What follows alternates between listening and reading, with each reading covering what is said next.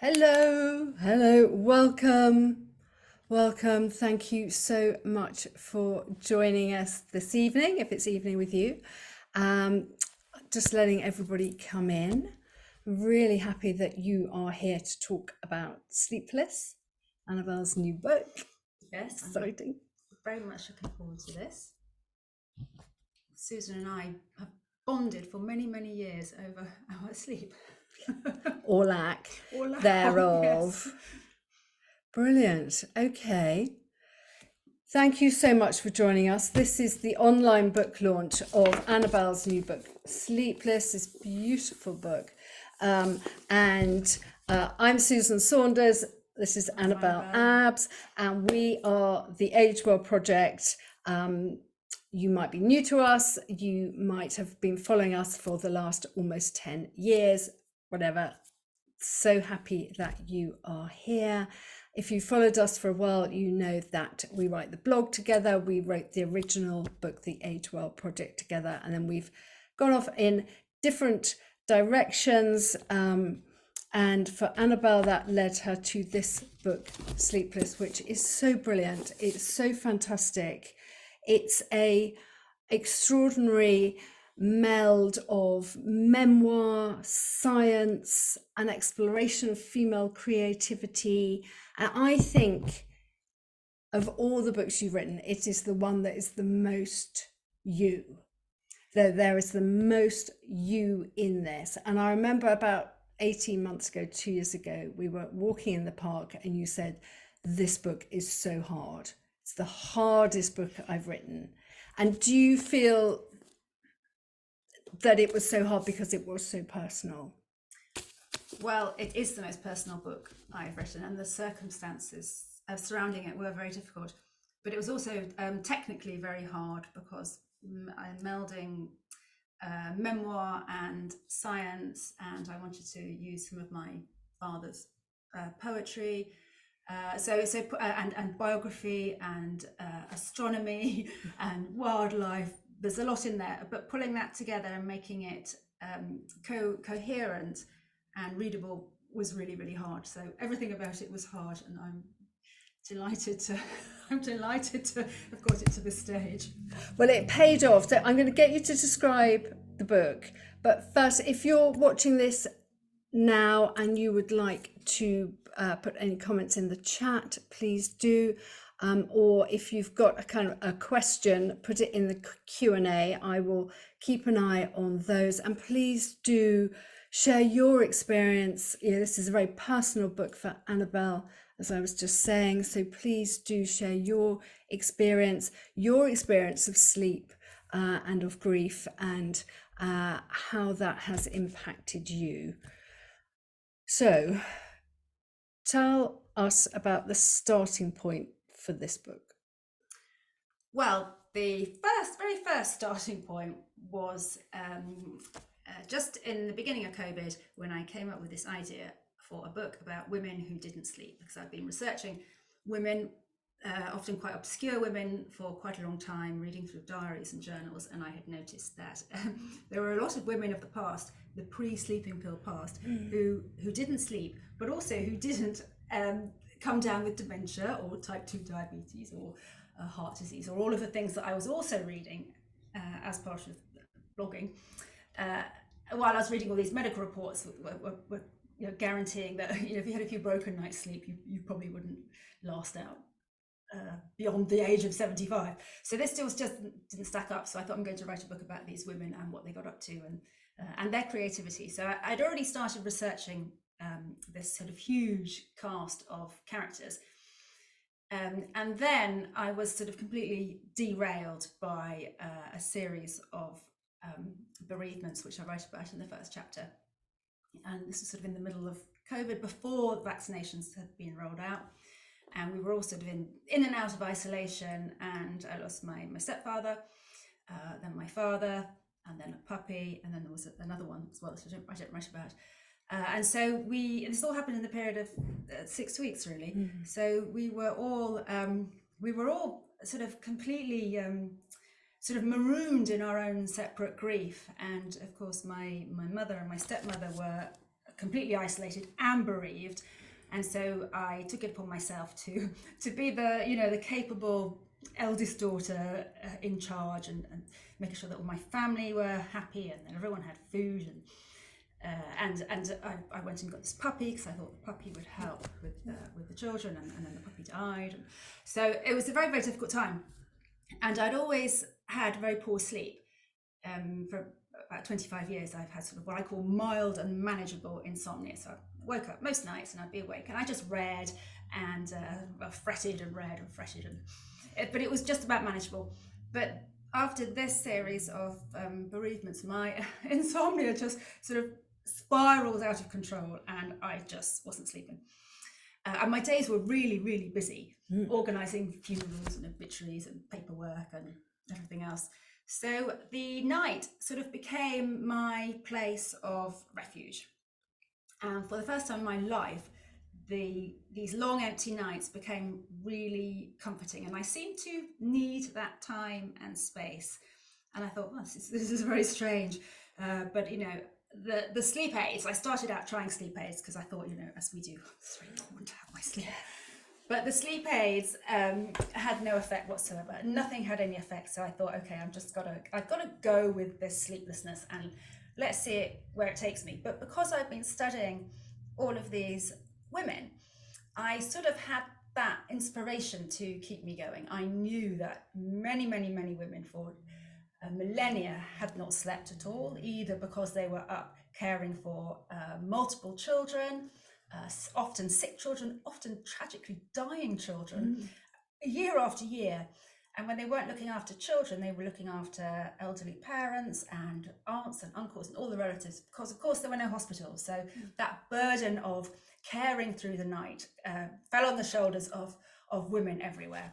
And you find this all the time in their diaries and journals. There was a lot of praying going on at night when they weren't caring. And then of course there were the other cohort of women who were using that time to write and to paint and to look at stargaze. And so I did a pivot on my this book that I was supposed to be writing. I did a pivot and thought, I'm going to go back and look at all the medical studies, because something is different. We're different at night. And all these women were also not only inspiring me to keep going with this sort of sleepless journey, but they were also showing me that their night brains were different too. And so I came up with the term of the night self. But at this stage, there was no data. There was nothing to prove me right. I just had this inkling that we are different at night. And so I was sort of ploughing on. There's a lot of research into sleep, because that's where the money has been spent in understanding sleep cycles and how we sleep. A lot of money is also being spent on sleep deprivation, because industry is very, very, very aware that it doesn't want sleep deprived people. So we need to understand how that works and how we can solve that. But research into the awake at night brain wasn't any. But halfway through writing the book, a report just landed on my desk called The Mind After Midnight. And it was the first big report done by, I think, about 12 very eminent sleep scientists in America. And it was just manna from heaven, this report, because it proved what I suspected, that we are different at night. So I got straight onto the main researcher, and we emailed to and fro for quite a long time. And that was really where, at that stage, I was able to put the idea of the night self, I was able to just to solidify it really. I had something substantial to back it up. It wasn't just me and a whole series of women from the past who had painted differently or thought differently. It was now sort of proven as much as it can be in this data, in this report. So how are we different at night? I mean, this is so fascinating, this idea that we're a different person at night. Our night personality is slightly different. Well, not just our personality, psychologically and physiologically, we are slightly different. So what's happening? Who do we become? Who is night Susan? Who is night Annabel? Well, I think the one night self we all know is that ruminating night self. So anyone who's been awake at night is familiar with the voice that goes round and round and round. It's regretful, it's recriminatory, it's remorseful, it's ruminative. Yeah. So one of the things that happens, well, many things happen to our body, but our hormones change. So one of the things that happens is that serotonin, which is our cheerful, feel-good hormone, that one just slips away. And these hormones are all bound to light and dark. So when the light changes, our hormones change. So we know about melatonin. We start producing melatonin. We stop producing serotonin. Cortisol, the hormone that keeps us sort of bubbly and alert and focused and energetic, that is at its absolutely lowest point at midnight. So that's dropping away. Leptin is a new hormone that comes in at night, and that's the one that stops us wanting to eat. And a lot of these are evolutionary adaptations. So leptin is there so that at night, a millennia back, we didn't step out away from our camp. Didn't want to go foraging for food because we were hungry. We get eaten by a saber-toothed tiger in the dark. That's right. We'd have been eaten. So a lot of these hormones are, have their roots in a prehistoric version of ourselves. And now, of course, we just go to the fridge and eat what we like. So the body changes and the brain changes too, and lots of pathways sort of open up and lots shut down. But the most important one for me was a big study about the prefrontal cortex. That's the bit of the brain that sits just behind our forehead. And it's the most evolved brain part. It's the region of the brain that is responsible for executive processing, weighing up risk versus reward. It's very organized, it's methodical, it's logical, it keeps our emotions in check. It's also the part of our brain that is a little bit judgmental. It assesses things, it evaluates things. I think for women, this part of the brain is bigger and more active than it is in men. So we have a large, really buzzing prefrontal cortex. But at night, the prefrontal cortex goes into partial hibernation. It goes to sleep effectively. It sort of repairs itself, rests and repairs itself for the next day. So for men, that means that without their prefrontal cortex keeping them in check, they will often become a little bit more reckless. They might do things that they wouldn't do during the day.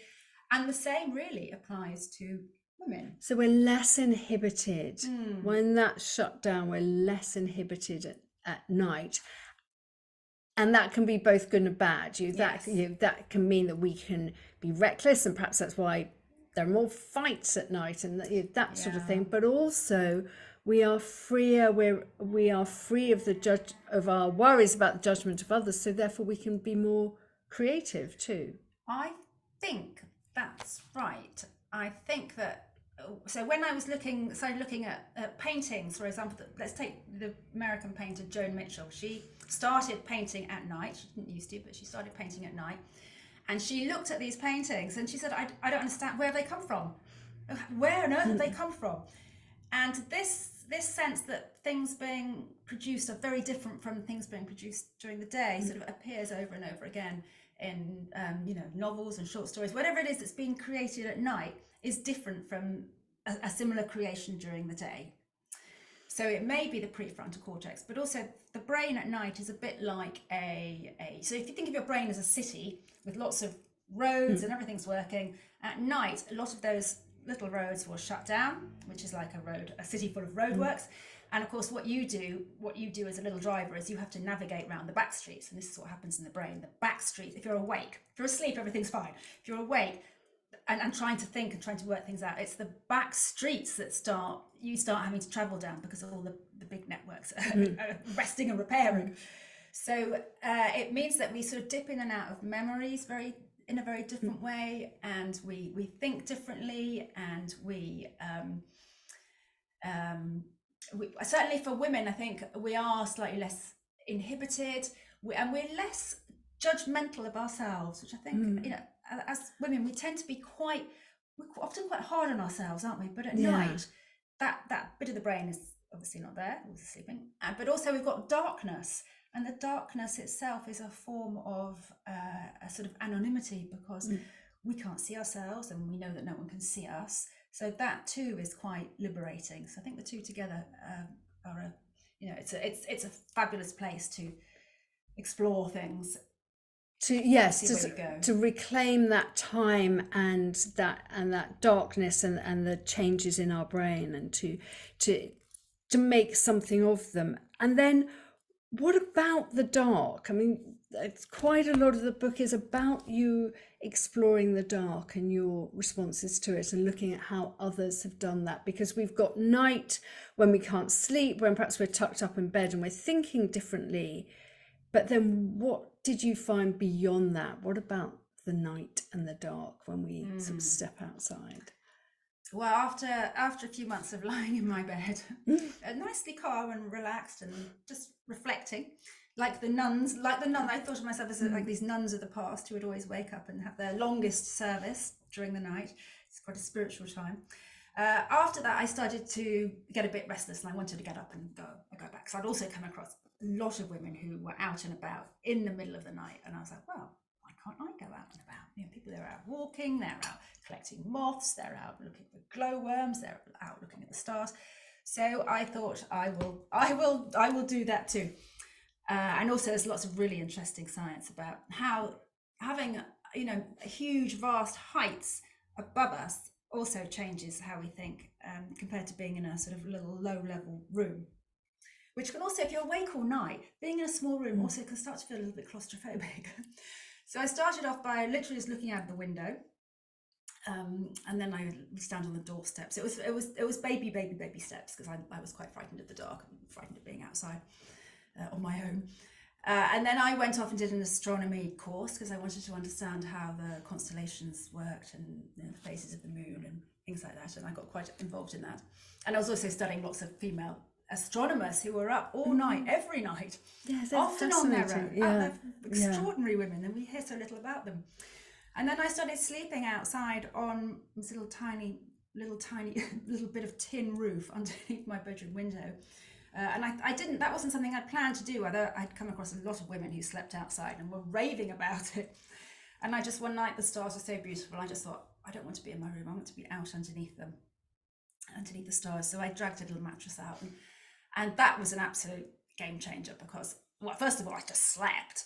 There's something about being under the stars, it's very soporific, and I felt so oddly very, very safe and distracted. You don't ruminate when you have the stars above you.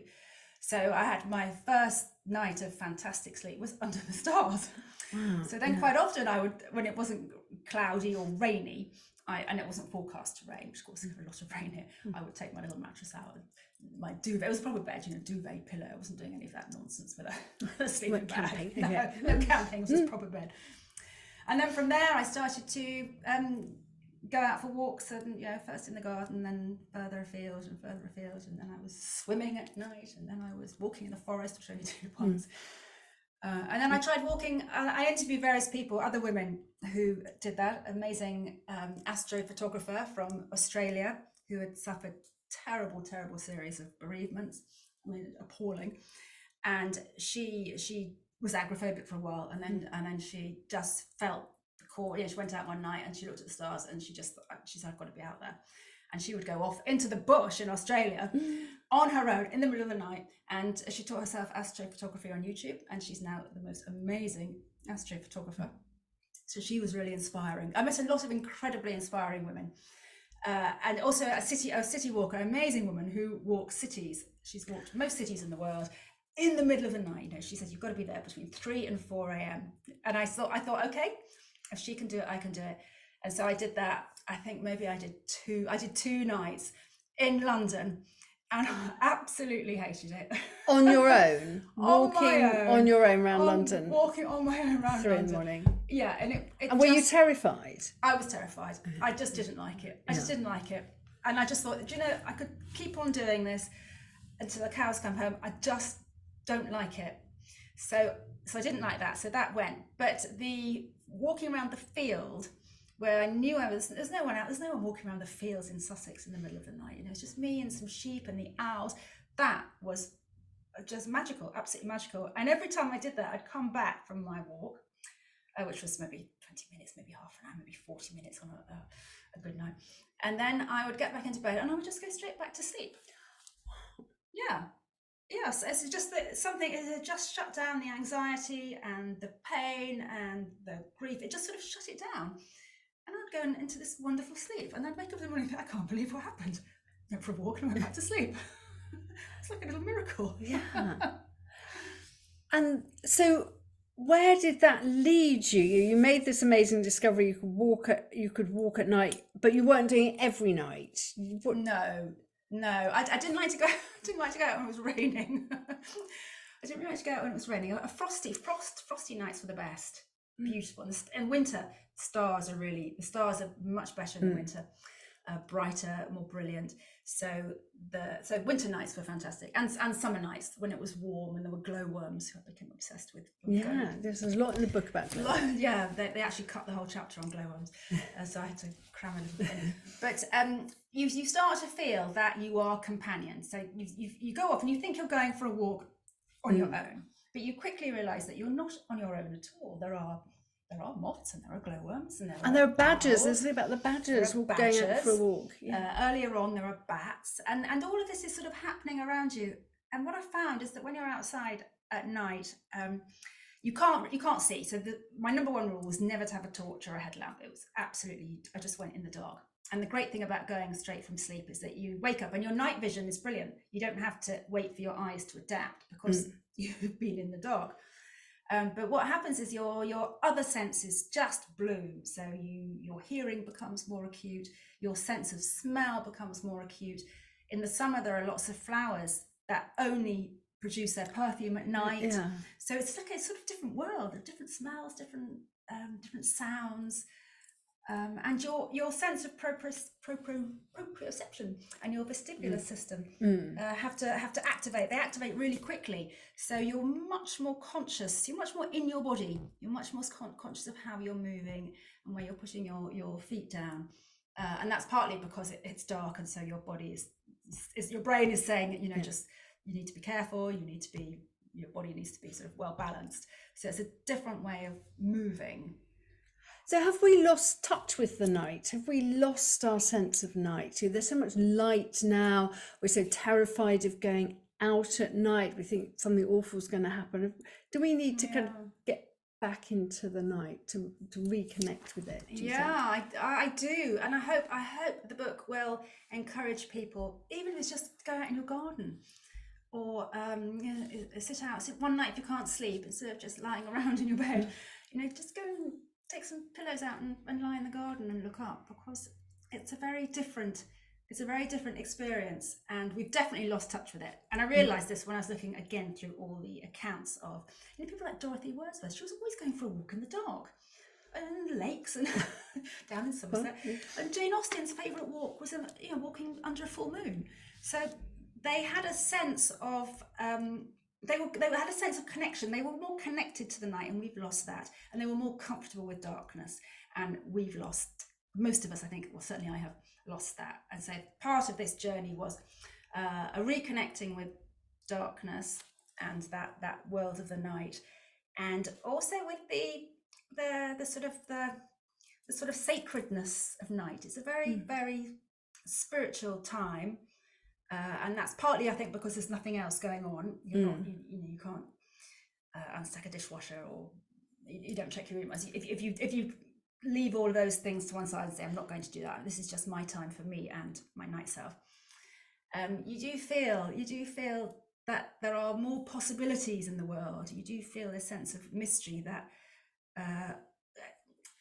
I think has that sense that there are other things happening. There's another world beyond, and you're just, the world is very thin at night. If you see what I mean, it's like a veil. You can just you feel as though you can just put your hand through to another world, to the other side. And first of all, that's slightly disconcerting, but once you sort of embrace it, it's really wonderful. I fully recommend it. And did that new world, the world of the night, help with the grief? Did it help you process, because you were entering into this slightly different translucent world? Did that help you process? Yeah, it did. So I think the other thing that happens at night partly with the changed brain is that the things that you think during the day that cross over your mind, and you think, oh, don't be ridiculous, that could never happen. At night, your brain is like, oh yes, that could happen. I said, oh yes, your father could be in the corner of the room. Why not? Whereas during the day, the thought wouldn't occur to me. If it did occasionally creep in, oh, I think my dad might be here. Another little voice is, don't be silly. Don't be silly.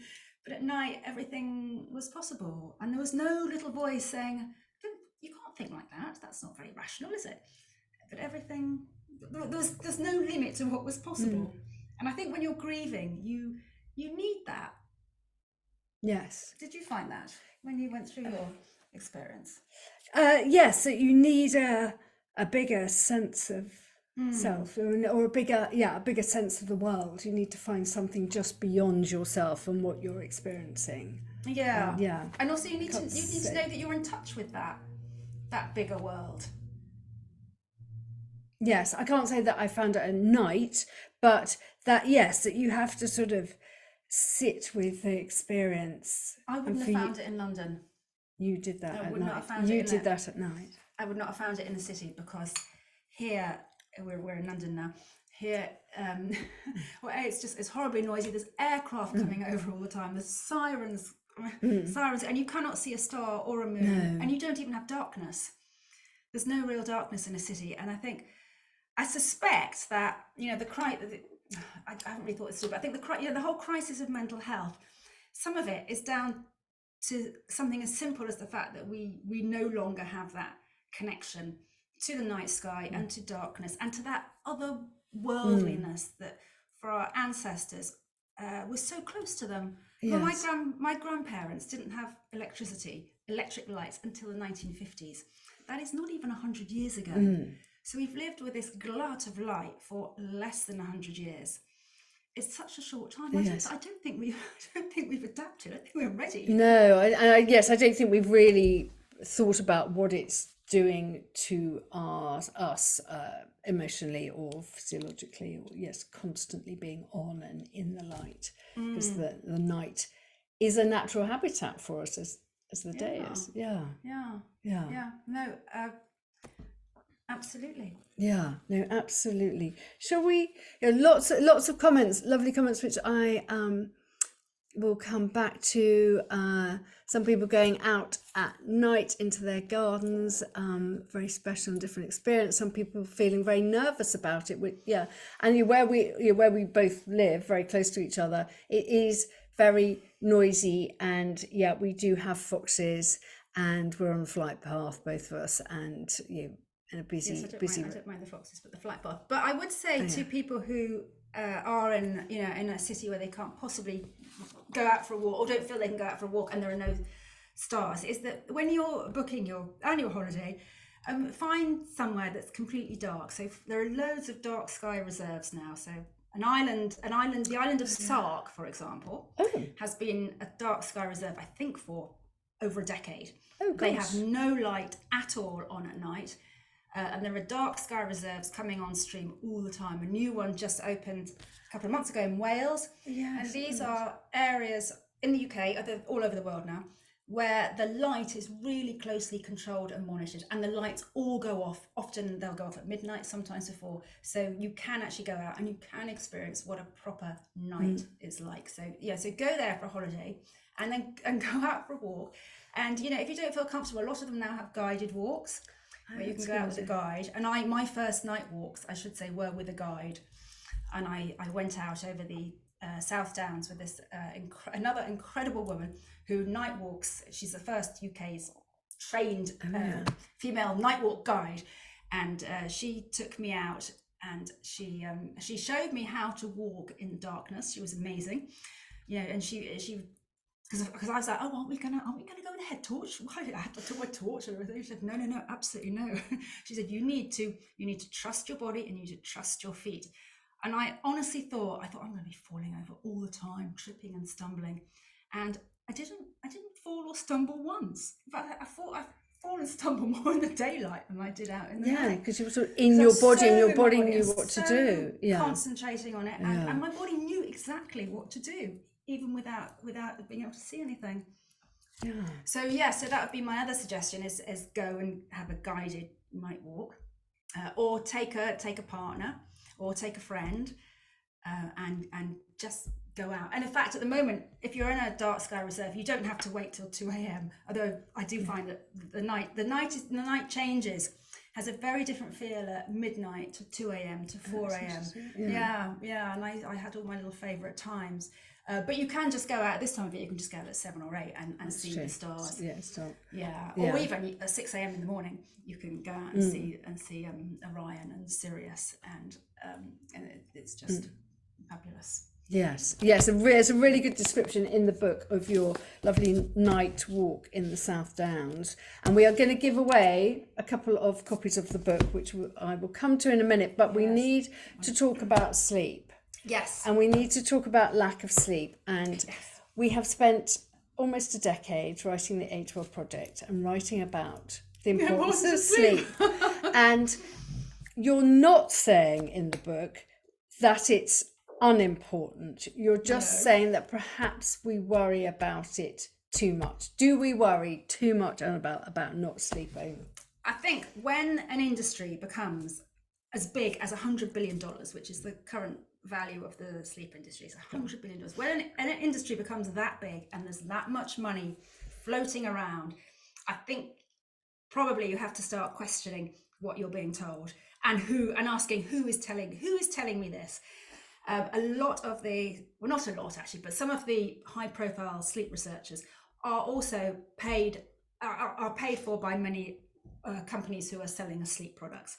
So we just have to be a little bit skeptical, a little bit questioning. And I think the tide is turning now. I think there are more and more studies coming out saying that yes, of course, sleep's important, but sleep is not the be-all and end-all. You won't die from not sleeping. And you'll have, we all have good nights and bad nights and terrible nights. And in the overall scheme of things, unless you've got absolutely chronic insomnia and you haven't slept awake for years, in which case you do need proper help. I think we just need to relax a bit about it, because I suspect that the stress and the anxiety of not having perfect sleep is probably more detrimental for our health than the odd bad night. So part of the reason I wrote the book is to try and help people who feel very worried and anxious because of some of the things I've written myself. I'm sorry, way back, to try and to say actually what's important is, as Susan wrote a couple of weeks ago, is having that more balanced lifestyle. So it's a bit of everything. It's some good sleep. It's okay diet, it's some movement, it's some socialization. So I think that spread is more important than just really focusing on your sleep and not thinking about the other things. And if we're not sleeping, rather than lying awake stressing, we can make use of that time either to look at the stars, if we can see them, or read, or draw, or embroider. Something restful. But I find so writing is now my thing. I'm sleeping much better, but I still have wakeful nights. And writing is my thing, and I write poems and lyrics that just for me. I'm not going to publish them because they're probably hopeless. But at night, with my inner critic dialed down, I don't care whether they're good or bad, because I don't judge them. I just write them, and often I will sit up and I'll light my candle and I'll just write a poem or write a little song, and then I find that I go back to sleep. Something has been exercised in the process. Right, you sort of release something. Yeah. So for that, make sure you have a notebook by your bed. Without lines in, because you don't want to be worrying about the lines, and don't use a biro. I used to get biro all over my bed. Use a pencil, and probably what you'll want to do is you'll want to move away from your bed and go to a different room, particularly if you've got a partner. Go to a different room and just sit with your candle. Don't put the lights on. I mean, I still have lots of rules about that nighttime period. So no light, no eating. Those are the two biggest ones. I'm not allowed to eat, and I don't put any overhead or any light on at all. It's just a candle, really. Or I use red bulbs. Right. So I have a torch with a red light in it. And if you're, well, don't go on your phone, don't go on a laptop or anything. But if you have to go on your phone, make sure the screen is on red mode. So what you don't want is this sort of bright blue tinged light. You want soft red light. Yeah. And then that doesn't affect your production of melatonin. Right. So Moyara is saying, do these suggestions work for people who don't have the luxury of flexible work hours? You need to rise early. I mean, you get up early. I get up really early, yeah. So quite often, if I wake at 3 or 4, I won't go back to sleep. So I'm lucky in that I work from home, so I can put my head down, and quite often I'll have half an hour sleep in the afternoon if I've had a bad night. But the latest study I was looking at the other day says that if you going out and doing some exercise in the outdoors, a brisk half an hour walk is as good for your cognition and your memory as having a nap. So if you're in an office and you can't put your head down and get some sleep, just go out and have half an hour walk, and that will refresh you enough to get through the afternoon. Yeah. And I think what you found is that the things you do, getting up, writing, walking, sometimes that kind of thing, left you feeling rested and replenished. Yeah, I had one very strange night, which I will always remember, because I didn't get up because it was cold and it was raining or something, and I just was too tired. I just didn't get up, and I thought, okay, I'm going to do yoga nidra, and hopefully I'll fall back to sleep. And I didn't. I did yoga nidra for 6.5 hours, just one after another, all backed up. Okay, yeah.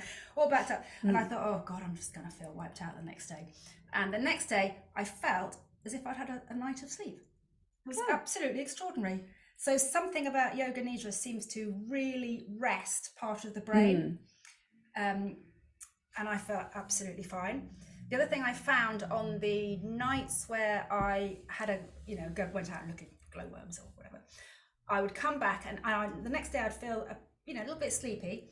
But if you know the difference between waking up after you've been to a really good party the night before, so you're weary, a bit tired, but you're also a little bit high. Yeah, buzz. Yeah, I love a still party. on a buzz, yeah, and yeah. that sort of keeps you going. That is very different from waking up after you've been tossing and turning and stressing all night and you feel dreadful all day. So quite often my subsequent days were more like post-party days, because I was so excited at whatever I'd seen in the sky. Or And quite glowworms. often I was quite excited at my own sort of invincibility, the fact that I had done something that I had previously been too scared to do, made me feel a bit on a bit of a high, and so I wasn't so tired on those days. That you had a positive experience of being awake, and even when you were really in the depths of grief, it was your time to at least process and think about memories. So it wasn't what you moved away from very quickly was that sort of tossing and turning, oh my God, this is awful, I can't sleep feeling. That anxiousness, which is very, very exhausting and debilitating. Anxiety, more debilitating, I suspect, than not sleeping. But there was a really interesting study that I also kept coming back to, and these researchers took 2 groups of people and put them in 2 separate sleep labs, and they said, right, tomorrow we're going to give you a whole series of tests, so just go to sleep. They let the 2 groups sleep for 3 hours.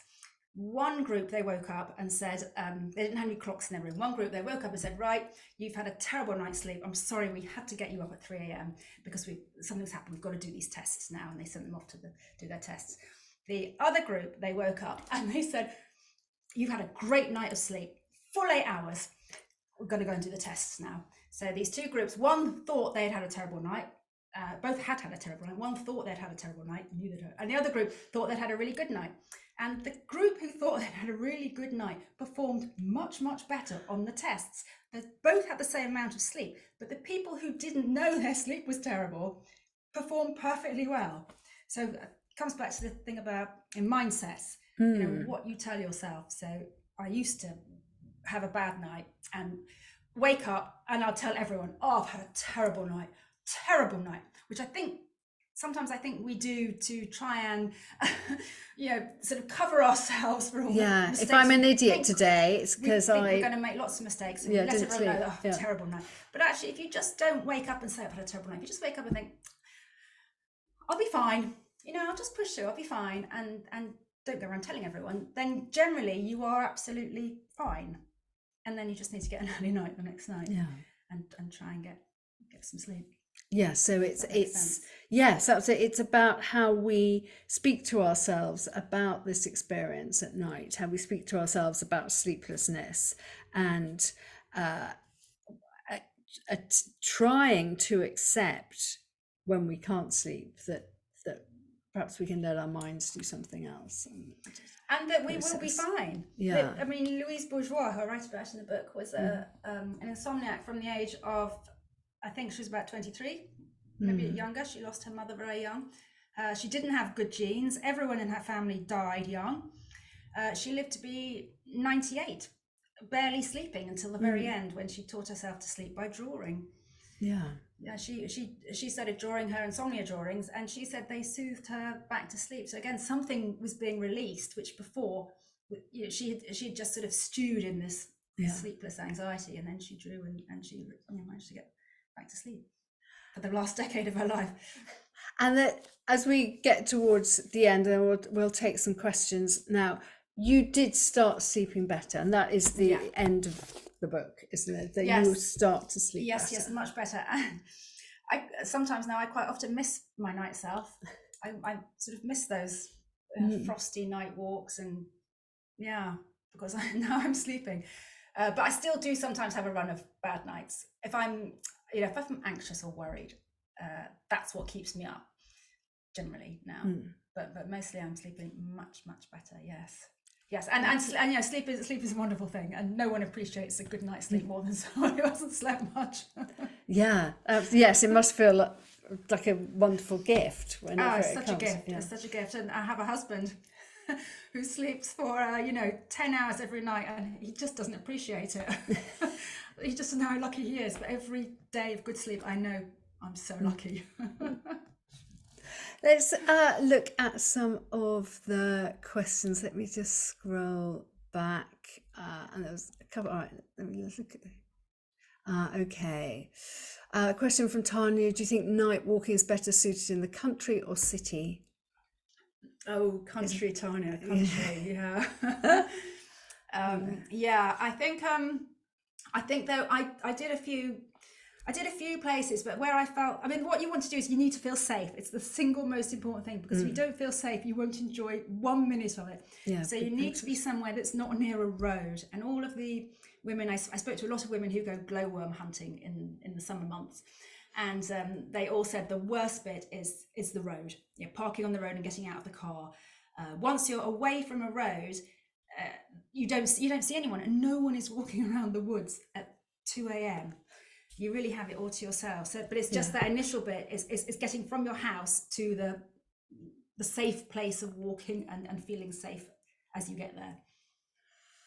And Mayara is asking, where can we buy red eyeglasses that reduce blue light? On your last blog post, I was meant to ask you to bring them. I meant to wear them tonight. These insane kind of Mad Professor red glasses. Yeah, the thing about the blue blocking glasses is, and I've been through several pairs before I discovered the proper sort.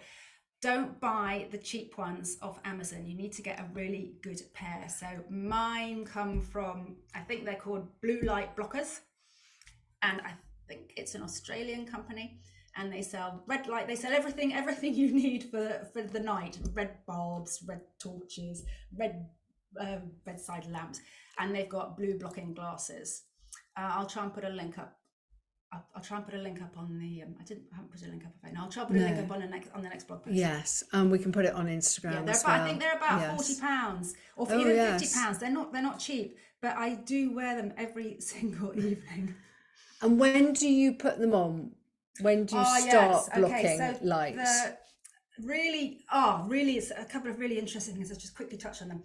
The first thing is that sleep deprivation is more detrimental, it appears, and these are really new studies coming out, because in the past study they didn't usually split by biological sex. So they would often just look at men because our bodies messed up the data.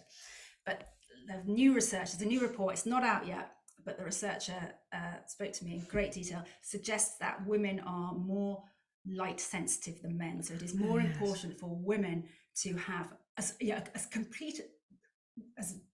completely dark a room as possible. And he said to me that in particular, women need to be 3 hours before you go to bed, you need to be having your lights much, much, much lower, or your blue blocking glasses, or just going to candles. And so, you know, just soft, low lamps. So really the sort of evening environment that our grandmothers would have spent their evenings in. So really important, particularly for women. Yes, there's some interesting research, isn't there, about overhead light and how that stimulates our eyes, all these sort of bright lights. No overhead lights. Because that's sort of telling our eyes and therefore our brain that it's kind of bright light time. There's overhead lights. Wake up. Which we Firelight is incredible. If you can have a fire, that light, anything that is red sort light. Of I guess sort of resembles the light that we lived alongside for thousands of years, whether that's candlelight or firelight or even sort of oil lampish light, but it's soft and low. Yes. There's a real mixture here of people who are happy to go in their gardens, people who have foxes and mountain lions. I'm very lucky. We don't have to worry about those. And Trick's making the point that actually a lot of wildlife will avoid humans, so it'll sort of disappear when it smells us. It smells us, it hears us coming, and it flees.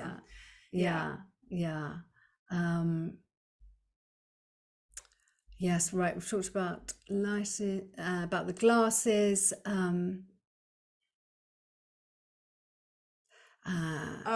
Yes. Yes, the plaques. I think I wrote about this on a recent blog post.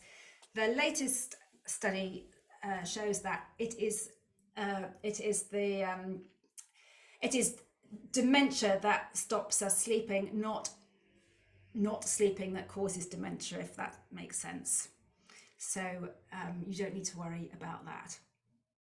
I think I'm answering that question. Yes. But don't toss and turn. Yes, I think it's letting go of the anxiety around. The other thing that I'm quite strict about now is not eating not eating within 3 hours of going to bed, so that your body isn't having to work at digestion while you're lying there. It can just focus on going to sleep. So I'm eating. Aren't we? Eating earlier in the evening. I mean, ideally, I like to eat at 6 p.m. Wow. Very sociable, but because eating is such a hard job for our bodies, and our bodies can't produce insulin and melatonin at the same time. Yes, they can't. So they'll always prioritize insulin to deal with the food and digest it rather than melatonin. Your body's not making enough melatonin to get you off to sleep. Yes. Yes, and Debbie's saying that yoga nidra is equivalent to sleep. Yes, an hour of nidra is equivalent to at least 2 hours of sleep. And quick plug for my event with Carmen, yoga nidra event, rest reset. I'll share the link on the next blog post. That's in March. We've talked about food. Yes. So one of the sleep deprivation. The other thing I learned to do was to cope with sleep deprivation, and that was really important to me, knowing what to do. So with sleep deprivation, you know that you will be more emotionally raw. And once you know that, it's much easier to keep a lid on it.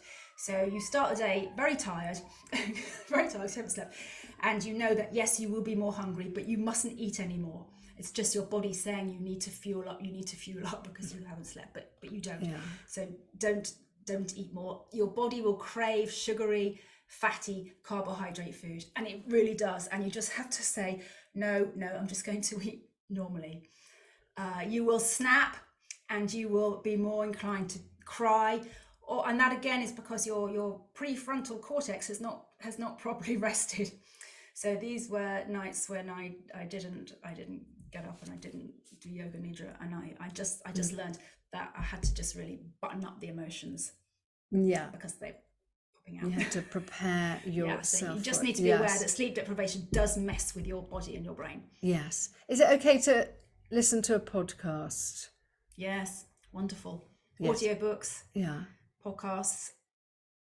And quite often, if you can find the right, but there's something about the human voice. Hearing the human voice is really, really comforting at night. And I think, again, that's probably an ancestral thing. Yes, When I was researching the book, I spoke to several anthropologists, and one in particular who lived with an Amazon community of indigenous people. He lived with them for 12 years. And he just said, people, the way people used to sleep and the way indigenous people still sleep is so different from how we sleep. They all sleep together. He said he would wake up regularly and just sort of look around. And he said there were always a group of people who had woken up and they were just talking very softly. So he said there was a sense of soft voices all night long. And it just made everyone feel very safe. So something very comforting. So safety, the nearest thing we can get to that is an audiobook.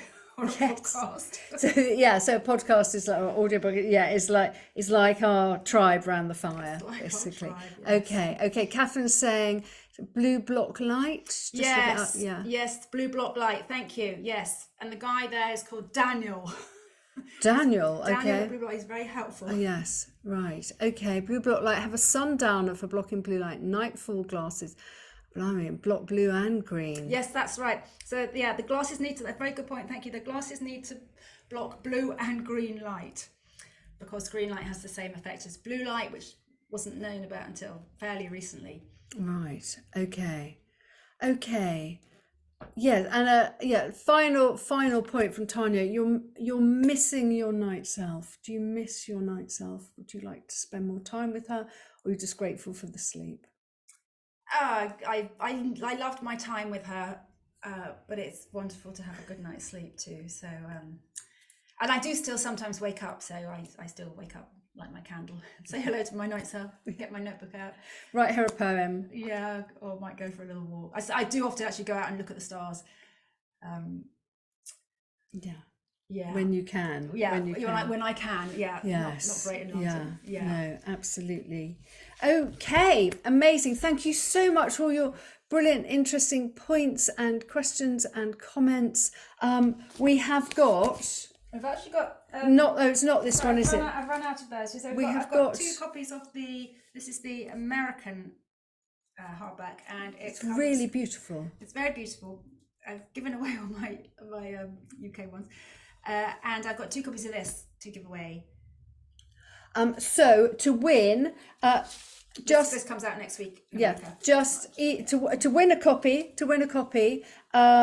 Just email our email address, which is theagewellproject@gmail.com, just with the word book in the subject line. So that's theagewellproject@gmail.com, and book in the subject line to be in with the chance of winning a copy of Sleepless. I'll put that address on the email that goes out with the recording as well, and enter by next Friday at midnight GMT to be in with a chance of winning, and Annabel will send out the books after that. So thank you so much for joining us and being part of this. Really appreciate all your wonderful comments. Thank you so much. Thank you very much for coming and for listening, and thank you, Susan, for your brilliant questions. Well, thank you, Annabel, for your brilliant book. It really is it's so good. It's so good. I mean, obviously I'm biased, but it's a really extraordinary book. So well done. Okay, thank you so much, everybody. Sleep well. Yeah, sleep well. Take care. Bye-bye. Bye. Bye.